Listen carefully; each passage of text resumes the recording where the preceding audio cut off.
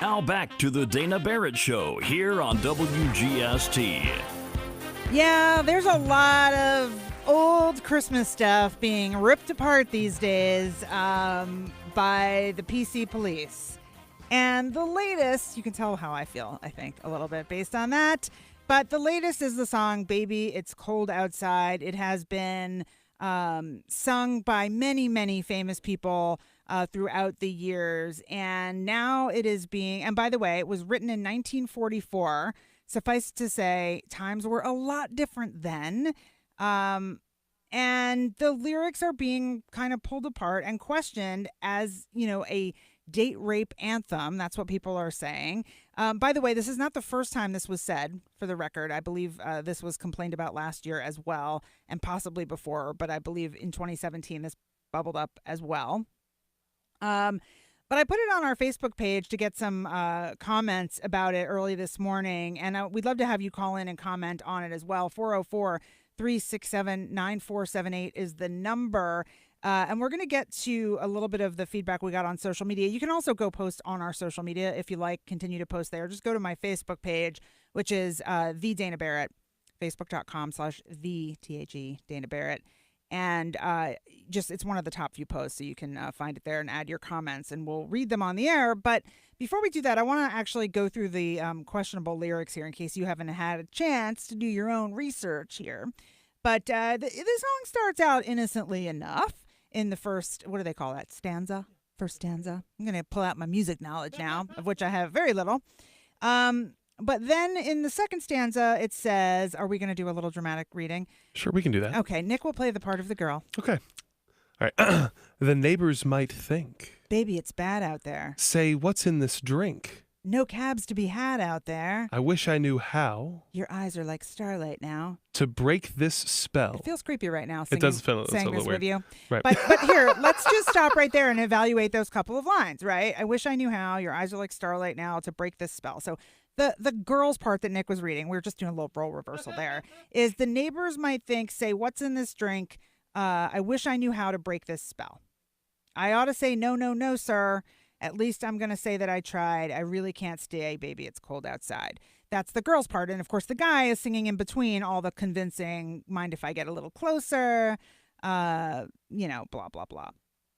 So the real red flag for everybody is say what's in this drink. And then a little bit later in the next sort of in-between stanzas, there's a little... in some versions, and the one I'm looking at, which is the Idina Menzel, Michael Bublé version, it says, you're very pushy now.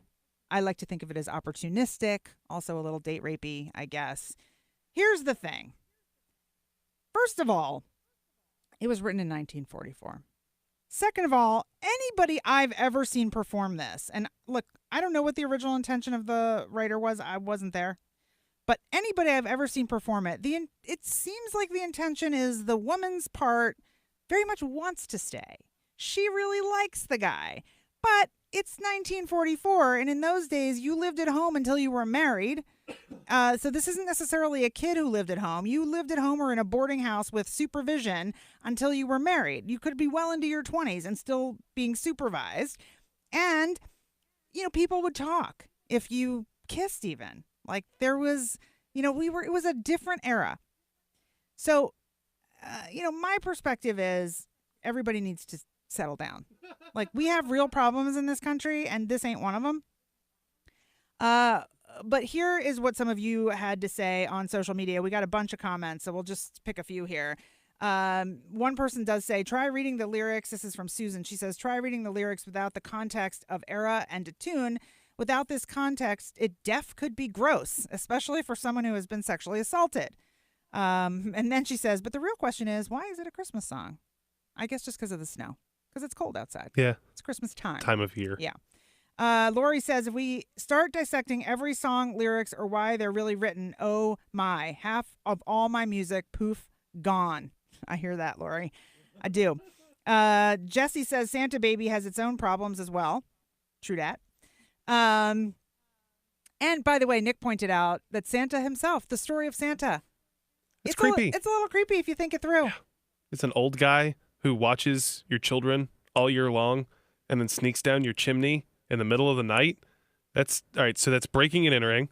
That's pedophilia, just general creepiness. Stalking. Like the whole story of Santa, if you think about it that way, is kind of weird. Yeah, but you take it in the context of he's holly and jolly and does it out of the goodness of his heart or whatever, and suddenly it's okay. No, but you have to take it with context. Right, because also here's the thing. To your point, it's also stalking, which is now a crime. Right. And by the way, he lives essentially in what Michael Jackson created, Neverland. I mean, right? He lives in like a fantasy land, and he brings children to visit. Little elves are there. I mean, what? It's weird. It's weird. But this is why, actually, it's so funny that you say that. I'm going to get myself in trouble now from a religious perspective. But this is why there's no prophets anymore. Because anybody who claims to be a prophet now is crazy. Right. But back in the day, like you said, you heard from God, and people were like, oh, let's write that down. Put it in the Bible. You're a prophet. But now you're like, I'm a prophet. And they're like, oh, here we go again with the Kool-Aid. Right. You know? So this is kind of the same thing. Like, where do you just say, this is what it is? It was written in 1944. She likes him.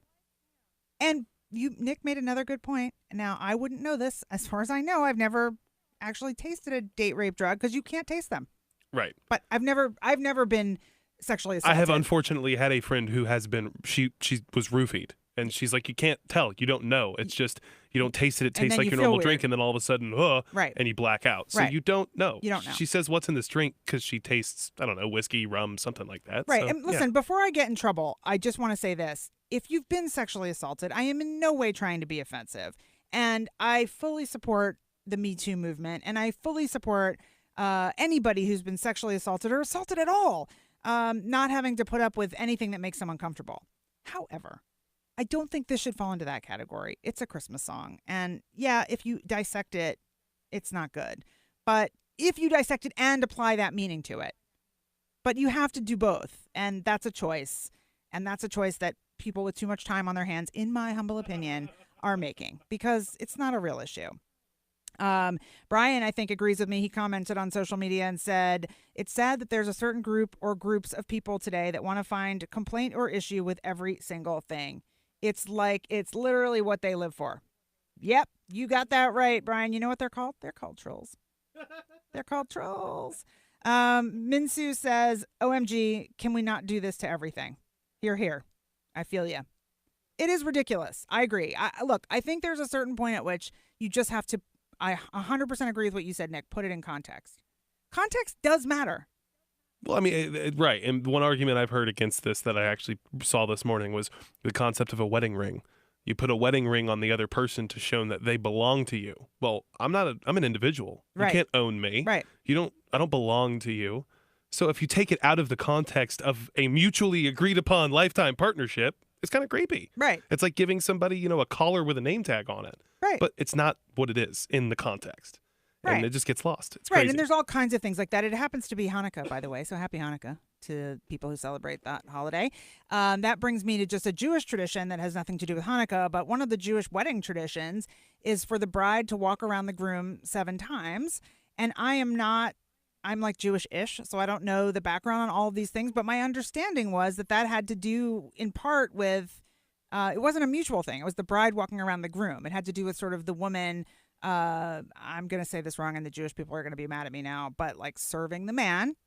And now in modern times, you see a lot of Jewish wedding ceremonies in which they both walk 7 circles around each other. They've equalized it out.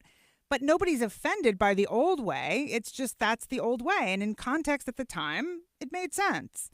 And if I got that wrong, I apologize. But I think that is the point. You can find something wrong with lots of old traditions. And by the way, in fairness to this song, there are many modern day lyrics that are far worse that play on the radio and have made millions of dollars that are far worse. That not only imply something, but actually say it outright and mean it outright. So, And worst case scenario, if you want to write your own version of Baby It's Cold Outside without that stuff in it, go for it. Right. No one's Like, gonna stop. I guess at this point, if somebody else wants to do a duet of it on a national TV show or whatever, just take that line about the drink out.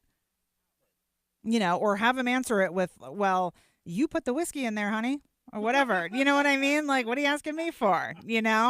Or like do like we sort of weirdly tried to do and have them reverse it. Let the guy sing that part. Right. There you go. Wait, but does that make it? That's a whole different topic. No, it doesn't make it better. No, it doesn't. It doesn't. You're right. It is funny, though, that you mentioned the old-timey context, because I'm actually reading through all the lyrics. It's a good point. There's one, like, whole stanza. She goes, my sister will say, my brother will say, my aunt, right. My mother, my father. She talks about how her whole family's good at, there will be talkum in the town tomorrow. So, right, but that's the whole point. That's why she doesn't want to stay, not because she doesn't love him. She loves him. She wants to stay and be by the fire. And by the way, he also never says he just wants to cuddle up with her and play records. That's what, if you read the context, you're like, what's this pretty guy all about? He wants to cuddle up with her and play records and have a fireplace going? That seems pretty innocent. You can't do it. You can't do it, people. You got to knock it off. You got to knock it off. And look, Christmas is hard enough for some people. The holiday season as is hard enough. I had a friend text me yesterday about the season, and she was saying, she's depressed and she wishes this family member were around and that family member were around and whatever. And I said, you got to just focus on the good stuff, on what you have now. You have to be thankful for what you have, and you can't focus on the negative. But it's hard enough for a lot of people. This is a time when if you are alone, you feel it more than any other time because people who are together are are out in their glory with their families and their Christmas lights and whatever else it is. So if you're alone, it can feel lonely. So like the last thing we need to do is, I feel like, find one more thing to turn this into a negative. It's supposed to be a beautiful holiday season. I can find plenty of things to complain about. Like, really? Do we need the decorations up in the stores October, 31st? Really? I don't even really celebrate Christmas because I was raised Jewish, but I love the Christmas music and I'm not offended by any of it. Like, it doesn't apply to me, but it doesn't matter. It's the season. I like the spirit of giving, I like the spirit of gratitude. And I think we just need to stick with that and keep the context in mind. And just, do good works. Let's just do good works, and stop worrying about that. If all the trolls could just take the rest of the month off, I'm giving them a vacation. It's the troll vacation, December, official troll vacation month.